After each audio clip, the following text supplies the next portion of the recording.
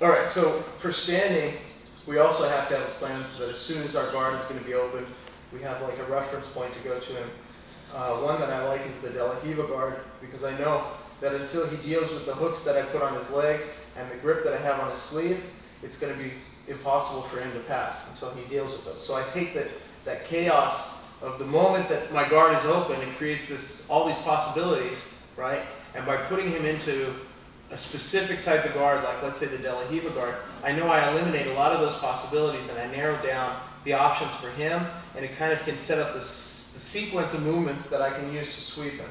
Okay, so when we start, he grabs my sleeve. As soon as he grabs my sleeve, I make a grip also on his. Okay, then he goes, stands up, good. Now my left hand goes to his ankle. Okay, I've got a hold of his sleeve.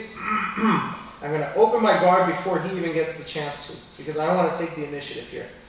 I open, I drop my foot to the hip, and as I do, I push back here, and I wrap with this foot around his thigh, okay? And my hips have moved closer to his foot, okay? So my forearm is covering over the top of his foot, and my hip is close, which makes it hard for him to escape his foot, okay? Now, this foot on the hip controls the distance, and this hand is going to keep his hand out of the game. So I don't want him being able to control my knee or dominate my arm. So what I do is, when I have this, I keep this locked in to my ribs. Okay. Now, in order for me to sit up, if my legs are bent like this, I can't sit up. So what I do is I take my foot, I put it on his thigh, and I stretch him back here. And as I stretch him back, at the same time I sit up. Okay? So, let's move this here a little bit. Here, I stretch and I sit up. When I sit up, this hand is going to hook onto his leg. And I'm going to feed this hand over to here. So both hands together, so I know I have a tight grip. Get my other hand out, and now scoot back just a little bit.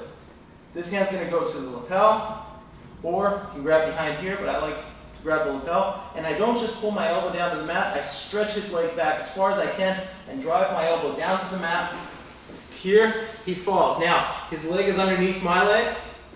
I don't want to go on top and get caught in his guard, so before I go up, I've still got his sleeve, I step out, and now I lift and put my weight into him.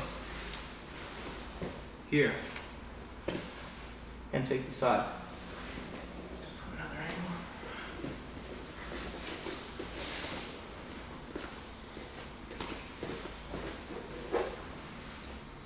He grabs my sleeve, I grab his, here to the ankle, okay? Foot drops, pushes on his hip, push him back, and my hips go right next to his foot, and I keep this tightly covered, my hips next to his foot. This one wraps around. Now when I want to sit up, I stretch this back, and I sit up. Right there. This hand's going to take the lapel on this side. I'm going to stretch and pull back. And now before I go to the top, I free my leg, then I lift, drive inside.